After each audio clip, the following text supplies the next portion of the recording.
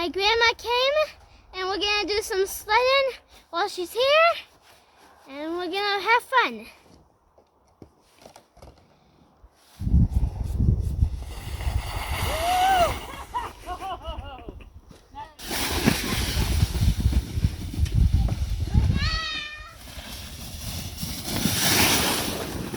Whoa.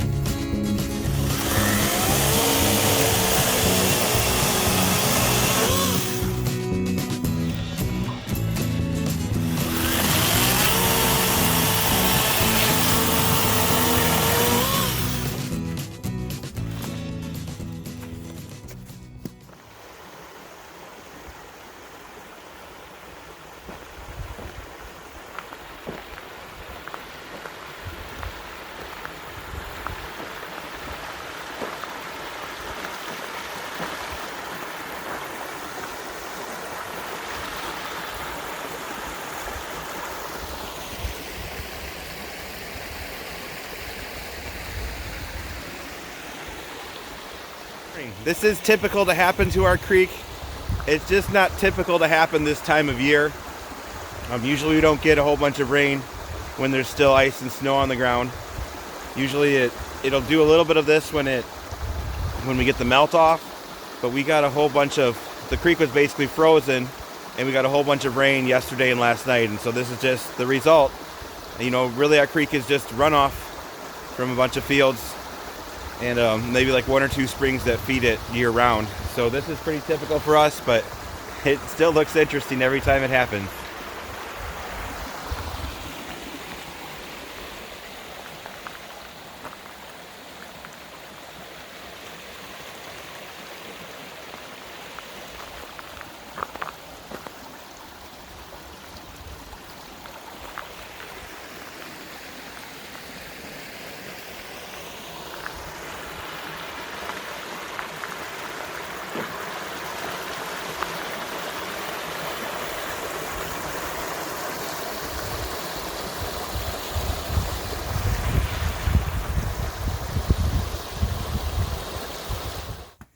Okay, it's another day.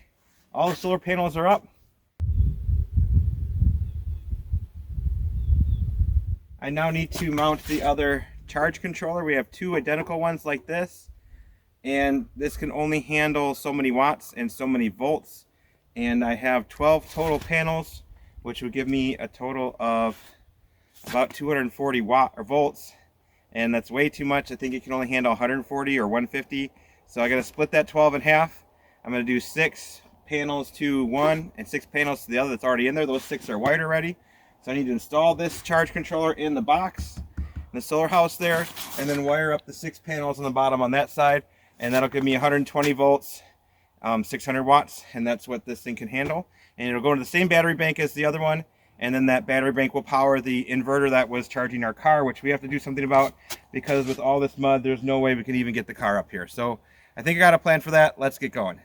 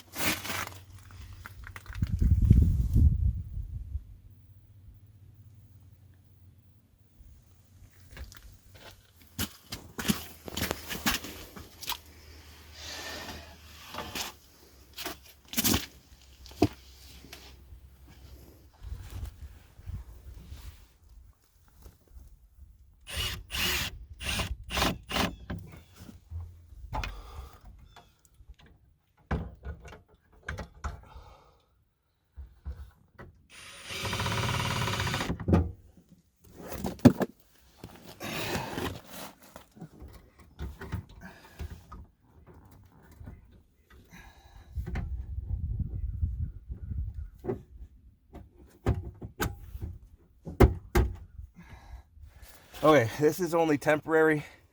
Eventually this whole unit's gonna get moved somewhere else, but we need it to work for now. So, hey, it looks like we're getting, there's no sun, but it looks like we're already getting some charge.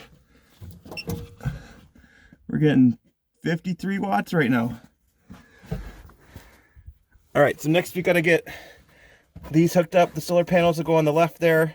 The battery goes in the middle, and we don't have any DC load coming off of it. It'll go directly to the batteries. All right, so the next thing is to get the new charge controller hooked up to the batteries, because if I hook up the solar panels to the new charge controller before I hook it up to the batteries, then I could potentially destroy the solar charger. So we're just going to do the batteries first. Easiest way I've come up with to do this for this specific brand is to use some old jumper cables, splice them cut them off as short as possible so that the energy doesn't have to travel through as much cable as possible, and screw them up in, and then hook these onto the battery. So that's what I'm going to work on now. And I want to keep it as short as possible, you know, theoretically. Okay.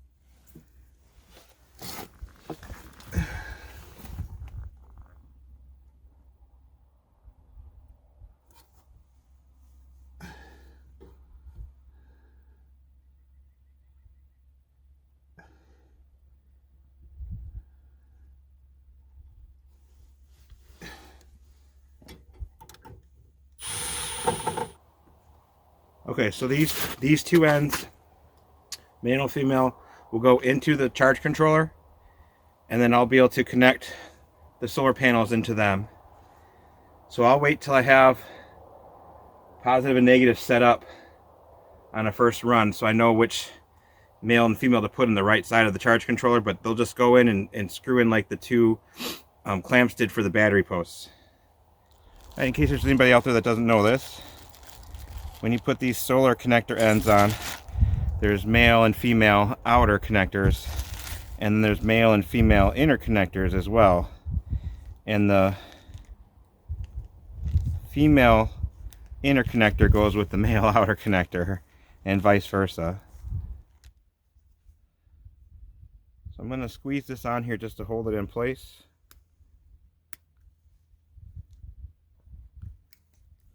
And then I'm going to use the crimper tool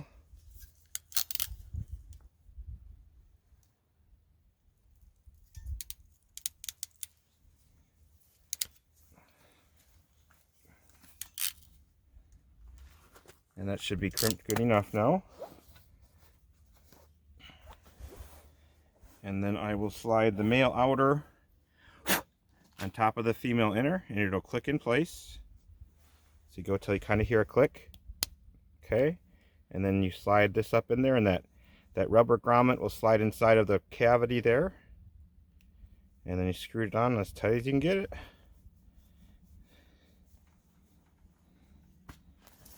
I'm just going to run this cable now. It's got to go all the way from the solar house all the way down to the last panel on the bottom. So I'm going to run it through down right now just so it's in the proper location before I cut it off on the other end.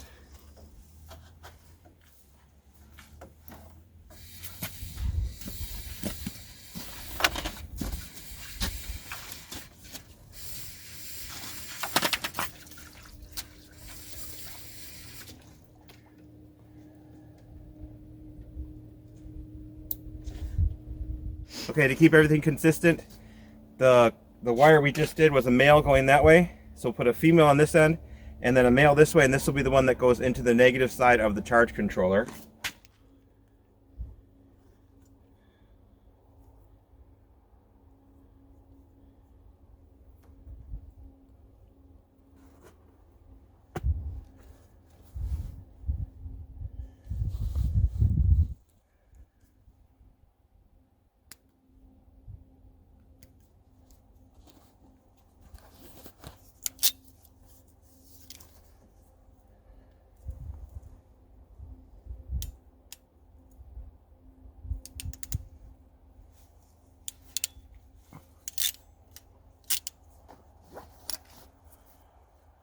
Okay, again, slide it on until it clicks.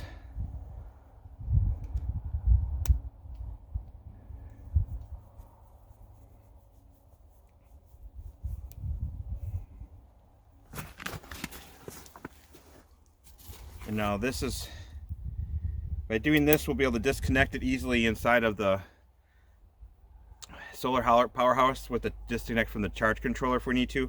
We can just undo this, and this will screw into the charge controller and there'll be a disconnect there. So that is our negative wire from the photovoltaic array.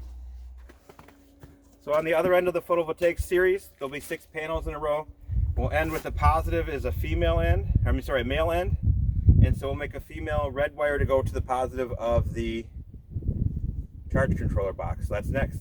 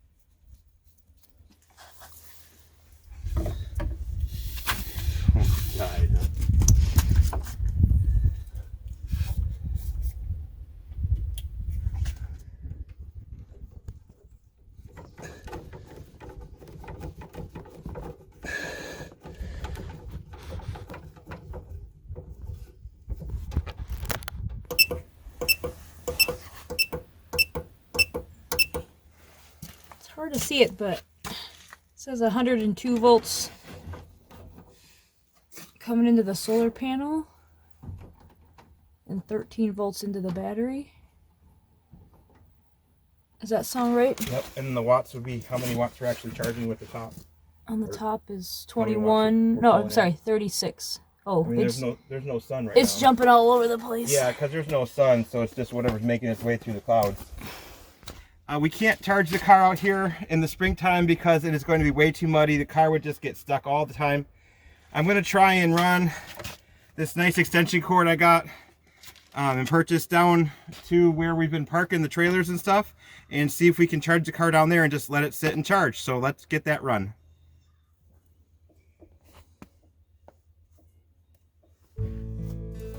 You gotta take it. Keep walking. It's heavy. Walk slow. Careful.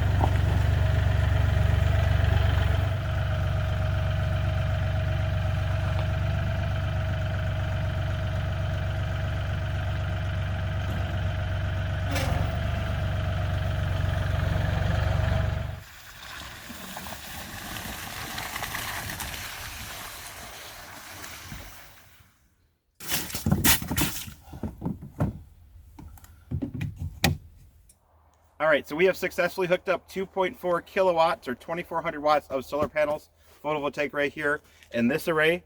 We actually have another 4 panels on the property on the camper, but we leave those up there. The top row of these batteries, 1,200 watts or 1.2 kilowatts, goes down to the cabin. And the bottom row, 1.2 kilowatts or 1,200 watts, goes to this solar powerhouse right now with 6 deep cycle marine batteries in there and the inverter. And what I need to do now is I need to install this voltage limiter between the battery and the inverter. This is a 300 amp voltage limiter.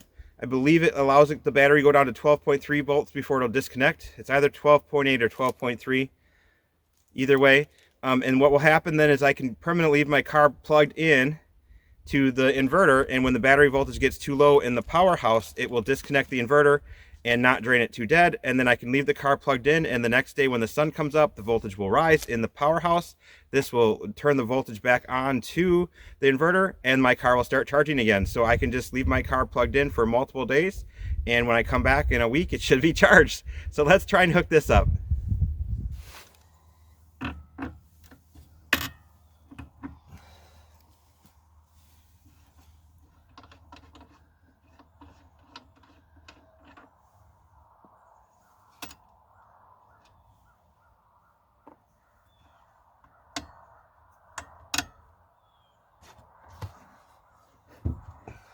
Can you grab that? Don't touch the metal part, but just hold it for a second. Don't let go.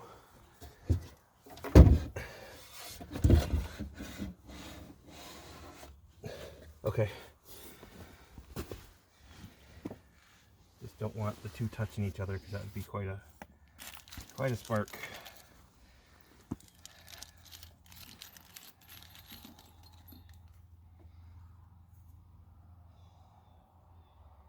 Really?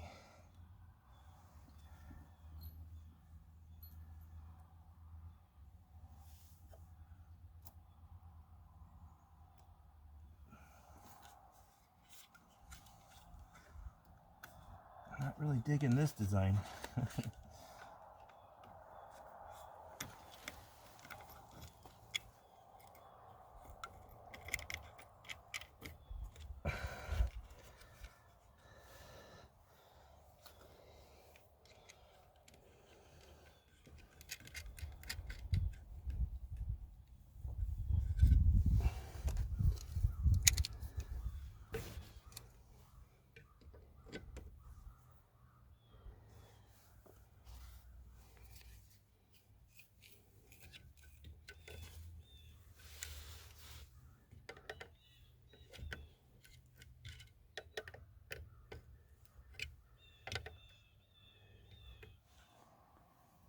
It's close, but they're not touching.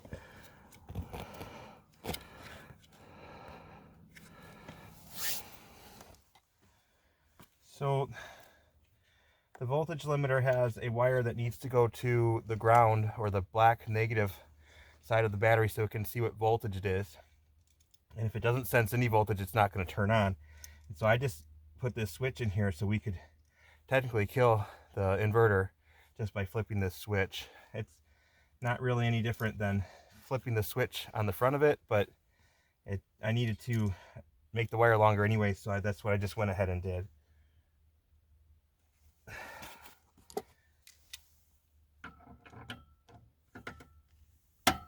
Okay, I'm gonna get the inverter kind of turned around more into the position it needs to be in, closer to going in. Just want to be careful not to accidentally touch the two ends of the battery now to anything.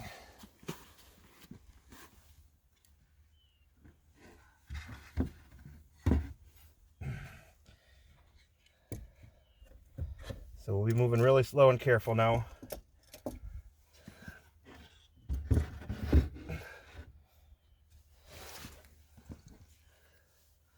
So this may,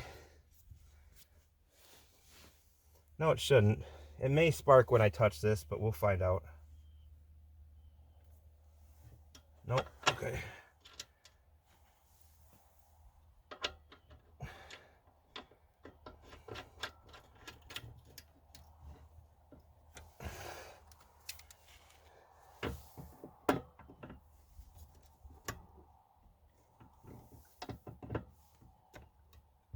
Okay.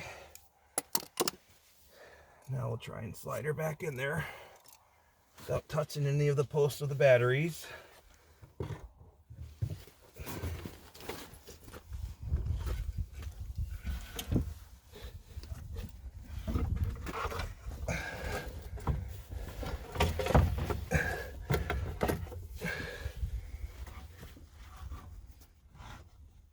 Okay, that's generally the right location.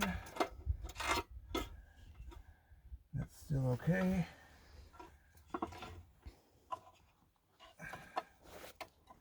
And if we flip it on, it should turn on. There we go. So the voltage limiter, I don't know if you can see, 13.56 volts is what the battery's at. If it gets down to 12.8, it will disconnect the inverter from the batteries, which would be the same as doing this right here. And you can see that shuts it off. I'll turn it off and then turn this back on. You can hear it click. That's the relay in there clicking because there is enough voltage. There's power, then that'll turn on. Or it should turn on. Uh-oh.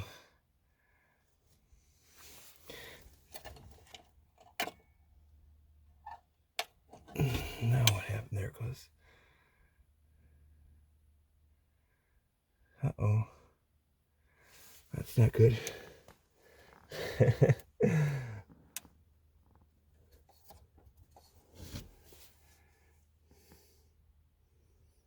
Oh, come on. It was literally on. I mean, you saw it was on. Are you still recording? Oh my goodness. Okay, so unfortunately, all this work and I can't get the inverter to turn on. We'll have to do some more investigating, but this is how it goes sometimes at an off-grid homestead. It just, sometimes you take 2 steps forward and 1 step backward, or 1 step backwards and 2 steps forward, whatever. It's sometimes frustrating, but this is the way it goes. So for now, that's that.